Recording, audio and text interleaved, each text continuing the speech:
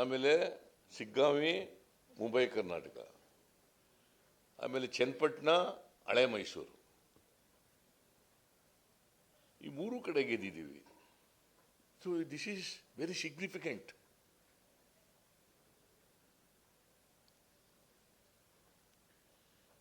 ಇದು ಹಳೆ Mysuru dominated by JDS, BJPನೂ ಸೇರ್ಕತ್ತವ್ರ ಜೊತೆಗೆ. ಆಮೇಲೆ Mumbai Karnataka BJP stronghold ಅದು. ಬಳ್ಳಾರಿ ಅಫ್ಕೋರ್ಸ್ ನಾವೇ ಗೆದ್ದಿದ್ದು, ನಾನು ಅದನ್ನು ಏನು ಹೇಳಕ್ ಹೋಗಲ್ಲ. ದಿ ಪಾಯಿಂಟ್ ಈಸ್ ಅವರಿಬ್ಬರು ಸೇರ್ಕೊಂಡಿದ್ರು ಈ ಸಾರಿ, ಈ ಬೈ ಎಲೆಕ್ಷನ್ನಲ್ಲಿ ಇಬ್ಬರು ಸೇರಿ ನಮ್ಮನ್ನು ವಿರೋಧ ಮಾಡಿದ್ರು. ನಂಬರ್ 1 ಇಬ್ಬರು ಸೇರ್ಕೊಂಡು ವಿರೋಧ ಮಾಡಿದ್ರು. ನಂಬರ್ 2 ಸುಳ್ಳು ಆರೋಪಗಳನ್ನು ಮಾಡಿದ್ರು. ನಂಬರ್ 3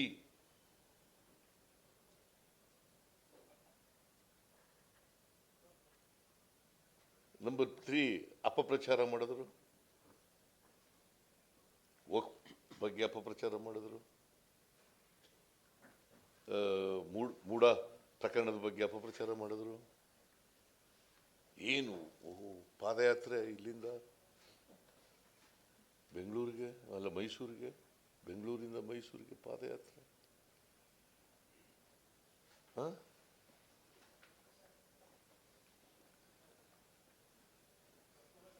ಏನು ನಾವು ಆಮೇಲೆ ಇದ್ರ ಬಗ್ಗೆ ಗ್ಯಾರಂಟಿ ಯೋಜನೆಗಳ ಬಗ್ಗೆ ಏನು ಅಪಪ್ರಚಾರ ಮಾಡಿದ್ರು.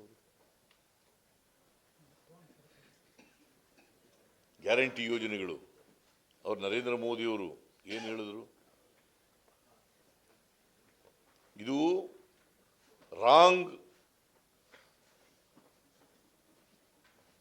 Financial program, it is wrong financial program. ಅವರೇ ಇದರಲ್ಲಿ ಜಾರ್ಖಂಡ್ನೆಲ್ಲ ಅನೌನ್ಸ್ ಮಾಡಿದ್ರು, ಆಮೇಲೆ ಮಹಾರಾಷ್ಟ್ರದಲ್ಲಿ ಅನೌನ್ಸ್ ಮಾಡಿದ್ರು. ಆಮೇಲೆ ಇನ್ನೂ ಎಲ್ಲಿವರೆಗೂ ಹೋದ್ರು ಅಂತಂದ್ರೆ ಅಡ್ವರ್ಟೈಸ್ಮೆಂಟೇ ಕೊಟ್ಬಿಟ್ರು ನಮ್ಮ ಮೇಲೆ. ಮಹಾರಾಷ್ಟ್ರದಲ್ಲಿ ಜಾರಿನೇ ಆಗಿಲ್ಲ ಅಂತ. ಜಾರಿ ಆಗಿಲ್ವಾ? ನೀವು ಹೇಳಿಯಪ್ಪ. 5 ಗ್ಯಾರಂಟಿಗಳು ಜಾರಿ ಆಗಿದ್ದವ ಇಲ್ವ? ಜಾರಿನೇ ಮಾಡಿಲ್ಲ ಸಿದ್ದರಾಮಯ್ಯ ಅಂತೇಳಿ ಮಹಾರಾಷ್ಟ್ರ ಗೌರ್ಮೆಂಟು ಅಡ್ವರ್ಟೈಸ್ಮೆಂಟ್. ಅದು ಅಲ್ಲದೇನೆ ಇನ್ನೂ ಒಂದು ಹೇಳಿದ್ರು, 700 ಕೋಟಿ ರೂಪಾಯಿಗಳನ್ನು ಎಕ್ಸೈಸ್ ಡಿಪಾರ್ಟ್ಮೆಂಟ್ನಲ್ಲಿ ಕಲೆಕ್ಟ್ ಮಾಡಿ ಚುನಾವಣೆ ಕೊಟ್ಬಿಟ್ಟವ್ರೆ ಮಹಾರಾಷ್ಟ್ರಕ್ಕೆ. ನಾನು ಹೇಳಿದೆ, ಒಂದೇ ₹1 ಎಕ್ಸೈಸ್ ಡಿಪಾರ್ಟ್ಮೆಂಟ್ನಲ್ಲಿ ಕಲೆಕ್ಟ್ ಮಾಡಿದರೆ I will resign and get out from politics. I will resign and get out, retire from politics.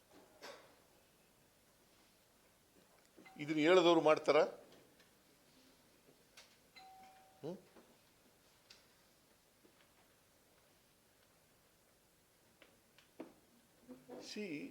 ನಾನೇನು ಹೇಳ್ತೀನಿ ಅಂದರೆ, ಸತ್ಯ ಹೇಳಿ, ಸತ್ಯಕ್ಕೆ ಹತ್ತಿರವಾಗಿರೋ ಹೇಳಿ, ದ್ವೇಷದ ರಾಜಕಾರಣ ಮಾಡಬಾರ್ದು. ದ್ವೇಷದ ರಾಜಕಾರಣ ಮಾಡಲಿಕ್ಕೋಸ್ಕರವಾಗಿ ಅಪಪ್ರಚಾರ ಮಾಡ್ತಕ್ಕಂಥದ್ದು, ಸುಳ್ಳು ಆರೋಪಗಳನ್ನು ಮಾಡ್ತಕ್ಕಂಥದ್ದು ಮಾಡಬಾರ್ದು. ಇದಕ್ಕೆಲ್ಲ ಇವತ್ತು, ಆಮೇಲೆ ಯಾವತ್ತು ಚುನಾವಣೆ ನಡೆದದ್ದು? 13ನೇ ತಾರೀಕಲ್ಲ, 13ನೇ ತಾರೀಕು ಉತ್ತರ ಜನ, ಈ ರಾಜ್ಯದ ಜನ ಉತ್ತರ ಕೊಟ್ಟಿದ್ದಾರೆ. ಈ ರಾಜ್ಯದ ಜನ ತಕ್ಕ ಉತ್ತರ ಏನು, ದೇವೇಗೌಡರು ಸಿದ್ದರಾಮಯ್ಯನ ಸೊಕ್ಕು ಮುರಿಬೇಕು,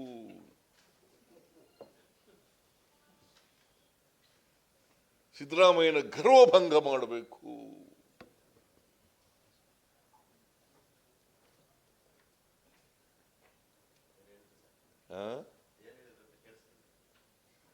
ಸೊಕ್ಕು ಮುರಿಬೇಕು, ಗರ್ವಭಂಗ ಮಾಡಬೇಕು,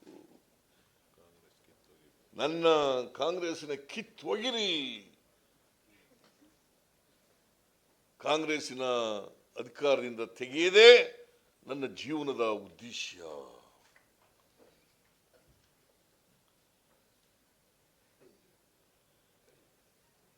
ಮಾಜಿ ಪ್ರಧಾನಮಂತ್ರಿ ಆಗಿದ್ದವರು, ನನಗೆ ಅವ್ರ ಬಗ್ಗೆ ಪಾಪ ಮಾಜಿ ಪ್ರಧಾನಮಂತ್ರಿಗಳು ಈ ಥರ ನನ್ನ ಮೇಲೆ ಎಲ್ಲ ಆರೋಪ ಮಾಡಿದ್ರಲ್ಲ ಅನ್ನೋದು ಸ್ವಲ್ಪ ಬೇಸರ ಆಗಿದೆ. ಸುಳ್ಳು ಆರೋಪಗಳು ಮಾಡಿದ್ರು. ಮಾಜಿ ಪ್ರಧಾನಮಂತ್ರಿ ಆಗಿದ್ದವರು, ಮಾಜಿ ಮುಖ್ಯಮಂತ್ರಿ ಆಗಿದ್ದವರು, ಮತ್ತು ನಾನು ಅವ್ರ ಜೊತೆ ಭಾಳ ವರ್ಷ ಇದ್ದವನು. ಗೊತ್ತಿದ್ದು ಸಿದ್ದರಾಮಯ್ಯನಿಗೆ ಅಹಂಕಾರ, ಸಿದ್ದರಾಮಯ್ಯನ ಗರ್ವಭಂಗ ಮಾಡ್ತೀನಿ, ಸೊಕ್ಕು ಮುರಿತೀನಿ.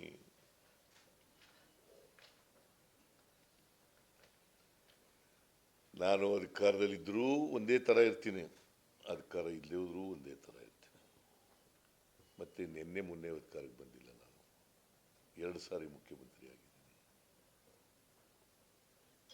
2 ಸಾರಿ ಲೀಡರ್ ಆಫ್ ದಿ ಅಪೋಸಿಷನ್ ಆಗಿದ್ದೀನಿ, 2 ಸಾರಿ ಡೆಪ್ಟಿ ಚೀಫ್ ಮಿನಿಸ್ಟರ್ ಆಗಿದ್ದೀನಿ. ಕರ್ನಾಟಕದಲ್ಲಿ ನಾನು ಮಂತ್ರಿಯಾಗಿ 40 ವರ್ಷದ ಮೇಲಾಯಿತು.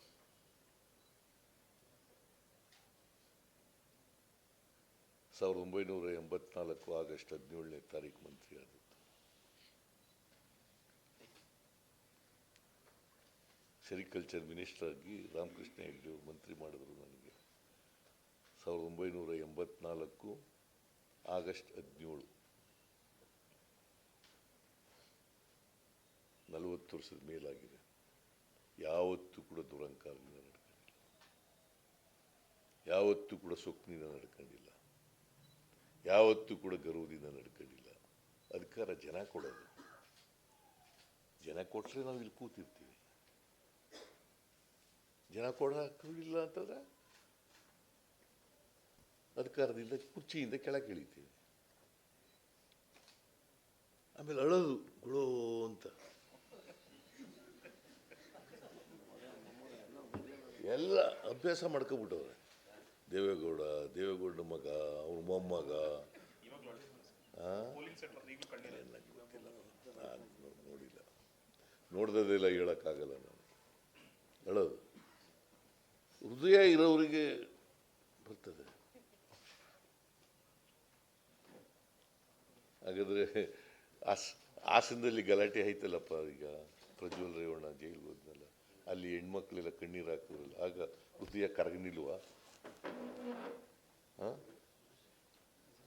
ಹೃದಯ ಕರಗನಿಲ್ವಾ ಅಲ್ಲಿ? ಸೊ ನಾನು ಹೆಚ್ಚು ಮಾತಾಡಕ್ಕೆ ಹೋಗಲ್ಲ. ಬಟ್ ಈ ಸಾರಿ ನಮ್ಮ ಎಲ್ಲ ಮಂತ್ರಿಗಳು, ಎಲ್ಲ ಲೀಡರ್ಗಳು, ನಮ್ಮ ಪಕ್ಷದ ಅಧ್ಯಕ್ಷರು,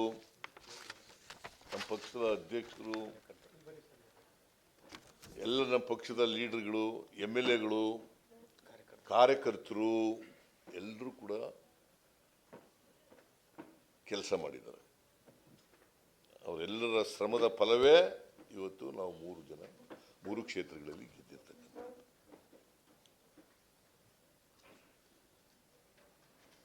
ಎಲ್ಲ ಮಂತ್ರಿಗಳು ನಾವು ಯಾರ್ಯಾರಿಗೆ ಜವಾಬ್ದಾರಿ ಕೊಟ್ಟಿದ್ದೋ, ಮಂತ್ರಿಗಳು, MLAಗಳು, MLCಗಳು, ಲೋಕಸಭಾ ಸದಸ್ಯರುಗಳು, ಅವರೆಲ್ಲರೂ ಕೂಡ ಕೆಲಸ ಮಾಡಿದ್ದಾರೆ.